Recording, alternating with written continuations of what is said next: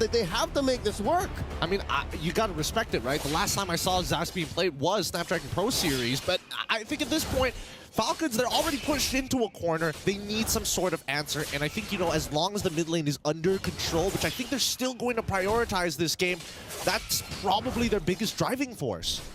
It has an interesting interaction with the Divine Judgment, even with the heavy spin.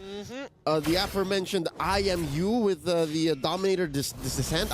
I'm not so sure if Sanji wants to prioritize sealing that, or the penalty zone, or even the implosion, but hey, new interactions and possibly new results here for game number 3. I think Sanji is most likely going for the penalty zone or the implosion. But then again, you know, in the previous couple of games where he has played Valentina, like, he can get a little wild with it, right? So I think at this point of time, the early game is going to be so important, right? Fighting for these Lethal Wanderers, as many neutral objectives as possible. The bigger ones, maybe let the first turtle go through, right? Get PX7 in a better position before considering taking these fights. Yep.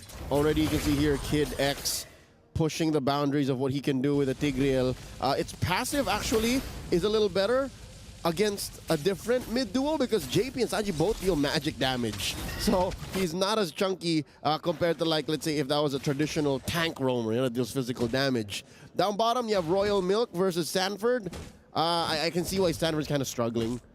Yeah, I mean, no surprises here, right? Even Sanford himself is like, okay, I'm just going to have to wait until level 4 before we can really start trading against each other. And more so, he's not looking to win this lane. It's more so he wants to be able to match the lane against Royal Milk and still show up on time. And, well, I personally think that Liquid Echo, they're targeting Dax hard. He goes in, they've got so many different answers. Which makes his job a little harder. Oh, no! PX7 gets bursted down. Sanji with a stolen penalty zone. Coming in against Royal Milk, wailing away, and they go up. The response from Royal Milk as well with the flicker fade away. All this while they were playing defensively, Carl-TC secures the turtle. Kid X able to survive, flickers back. Can Dax survive here? Can Dax get away? He has to give up his small camp. Nope, still fighting for it. And Royal Milk, wow, knocks out Sanford. I think Sanford's a little upset there. He's like, man, well, I mean, that body of the Smith is tougher than usual, but Carl-TC should be able to find it. Yep, push him away. Wait. What? Oh, the body of Smith able to keep Royal Milk alive alongside a combination of his brave smite, keeping him topped up. Dax cleans up Benny Cutie as he tries to get away, runs the opposite direction into Falcon Esports jungle. What's going on? I think we can safely say that Liquid Echo is feeling a little too comfortable here. Too comfortable. Way too comfortable. I mean, I have to admit, their decision-making in terms of punishing their opponents, like Sanford flickering, knowing that Zask is at level 4, without the Dominator's Descent, he has no means of escape. Yep. And I think this is a wake-up call for Liquid Echo. Like, all right, we got to take it easy. Again, they are up now by about 300, 500 gold. And an instant replay. Okay, so he did heal up a bit. And I'm sure there was a level of Body of Smith damage reduction that kept him alive from those heavy spin procs. That's so unfortunate. Oh, here we go. One more time. Up top, Kid X pulled in. 3-man kill squad from Liquid Echo. Was that necessary, Sanji? I felt like that was a bit overkill, including the IMU implosion on top of it all. But hey, a kill's a kill, and definitely kind of tells the rest of Liquid Echo, hey, we're not making any more mistakes. Let's guarantee these kills and get back into this game before we start getting comfortable again. Whatever gets the job done. Despite the fumbles from Liquid Echo, I have a sense that Benny's playing very, very conservatively, like Benny from Myanmar, right? Because he's down on EXP. I'm not so sure what the gold situation is, but I can smell that Benny Cutie actually is a little bit more pushed forward. Now look at them, racing down to the turtle. As Royal Milk and Carl-TC wail away at it, at less than half health. JP looking in, there's the ult, the implosion coming through, heavy spin, Tempest Ablaze, ult thrown out the window, left and right. Sanji secures a turtle for his team as they all disperse. What? How? What? Why is Sanji the one picking up the turtle here? It just manages to survive despite 2 retributions. Sanji, by the way, is the one that picks up pressure. It's not just an objective, man. It's a necessity. It's like a mini lord for Dax. And if they don't get it on him, then they're fighting half-cocked. Check this out. The ult already spent in by PX7. Sanford checking the flank, making sure nothing comes out. The implosion coming in from Kid X. Royal Milk scores the kill on to Sanji. Now JP, Benny, and Carl walking away. Heavy spin. Oh, they're forced to be on the defense now as Sanford attempts to burst down Dax. Kid X puts up a barrier, checking on JP. Sanford coming back to the scene. Dax scores the last turtle for his team. Flicker out by Sanford.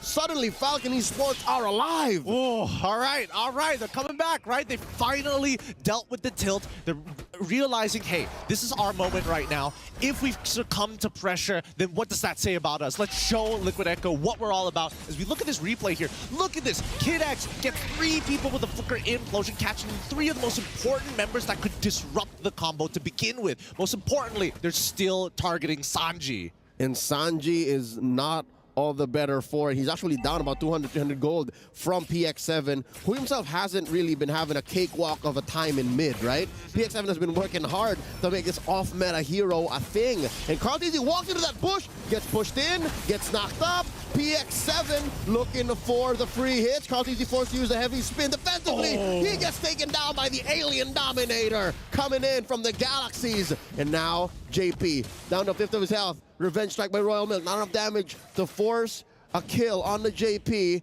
And they send the cavalry packing. Falcon Esports on the aggressive. I think that Liquid Echo may have underestimated them a little too much. And again, all of this is just snowballing out of control from the earlier stages of the game, right? If we look at this replay one more time, this was a very interesting decision. I think they weren't expecting Royal Milk to show up for this fight because nobody was visible on the map at that point of time. Yeah, what this tells me is Falcon Esports have to commit to their flickers. Like, if Liquid Echo haven't been counting flickers down to the second, they have to now. Because so far, back-to-back, those are the team fights that Falcon Esports win.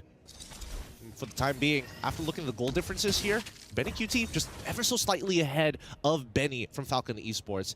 And that's the big insurance policy, right? But that's under a very large condition, where the Liquid Echo could chunk out the members of Falcon Esports effectively. They already have to deal with a bunch of stuff, right? Kid X has his passive to naturally be tanky, and Benny QT will have to wait patiently. PX7 is by far the most annoying hero to deal with for the entirety of the lineup of Liquid Echo. So Sanford, if he's not targeting PX7, he's looking towards Dax and Benny. And for the most part, as long as he's standing around the little alien sentry turret PX7 has, then there's not much you can do. The slow from it is pretty obnoxious. Yep, and again, the damage that it deals, it's a combination of burst and DOT. So you have to really watch out. Royal Milk here, chunked down by Sanji and Carl. Kid X, check in the corners, clearing these corridors. And now the Lord dance continues. Interesting. We've been here about 10-15 seconds now. It's bursting down Dax. Kid X not really checking that northern part of the fight. Royal Milk, he's burning. Oh, here comes JP with a Divine Judgment. The implosion on the 3 and the pushback. Heavy spin by Carl TZ. Here we go. Benny dancing on. Drops the 7-4. Sanford in trouble. Able to dash away. Dash looking for the secure. Gets the kill. Knocking out Terry Bogard. Straight out for Kid X. 1 for 1 so far. Where is this fight going? Lord gets hard reset. Liquid Echo, majority of them at half health. They're playing around their side as Falcon Esports. Oh, they're playing with fire. Just staying here. I think they can rush this down, right? I mean, it's a 50-50. Good luck, Dax. Can they? Here comes Carl TZ looking for it. Secures the Lord, steals it away, but pays with his life. Oh, wow. You know what?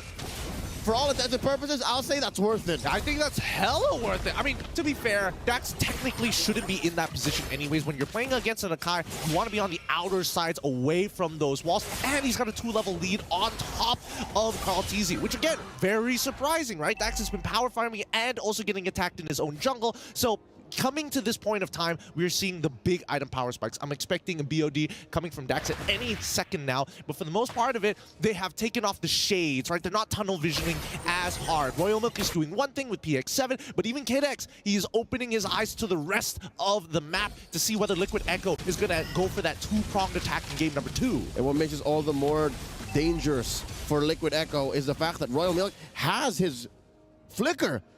Benny has his Purify, and we're waiting about half a minute until Kid X gets his flicker as well. So Liquid Echo have to all the more respect the potential for Falcon Esports to turn this fight upside down. The Divine Judgment on the Royal Milk try flickering into that. Liquid Echo says, as they force an ult out of PX7. This is a tough response from FALCON ESPORTS. Sanji coming in with a stolen implosion. Underneath, he gets punished by the turret. PX7 gets a kill. Sanford knocked out as well. Dax picks up his BOD. Now he's gonna hurt a little bit more. The conceal from KidX. Spots Carl TZ. Where you going? There's enough damage here. Looking for it. One more hit. Oh, the killing spree for Dax. FALCON ESPORTS are online. Liquid Echo is overheating. That was such a cool play, but between the Dominator's descent, you basically you put them between two turrets. In this fight, they can deal with this and juggle it for as long as they want, and they might even get a split push in while they're at it. Yep, their waves are a little stronger, better position this time around. Whoa. And we see here Sanford cleaning up. KidX spot in the back line. Here comes the Lord, secured by Carl TZ. Penalty zone by Royal Milk, unable to punish Carl TZ as he exits with a heavy spin, gets caught up by the implosion. A Tempest of Blades in as well. A lot of ults thrown in to punish Carl TZ. And now the ult from PX7 moving through. Benny Cutie, check out this angle. Coming in, jumping from the south. Ooh. Collapsing, intercepting. Benny with his Zaman Force, displaced. Liquid Echo don't want to dance here, don't want to fight here.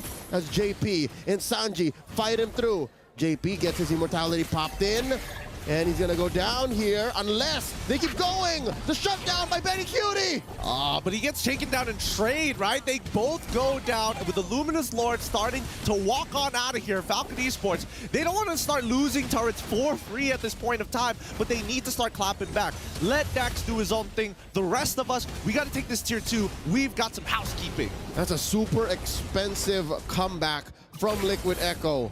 Sure, they scored the Lord. Sure, they got a couple kills on the way out, but they paid the price, man. Look, the map became blue because of what they just did, or because of what FALCON ESPORTS did to respond to their short-term comeback. Return. Now Carl TZ here, sandwiched by 3. PX7, KidX, and Benny. I wonder if he knows he might just be baiting this out. Royal Mick responds. Look at the back line. Royal Mick catches 3. JP taken down. PX7 secures the kill. In comes Dax with the delayed response. The implosion giving Benny Cutie a kill. On to Benny. And Carl TZ now down 3 for none so far. FALCON ESPORTS are soaring. I think they might be able to close out this game here. They got them. They've got 2 Ballista minions walking up to this crystal. Sanford, you gotta do something. Oh no, that's it. Underneath the base, Zaman Force spelt in. 2-1. 2-1. The Burmese live on, forcing game 4. Woo, boy. All right, we got a real series.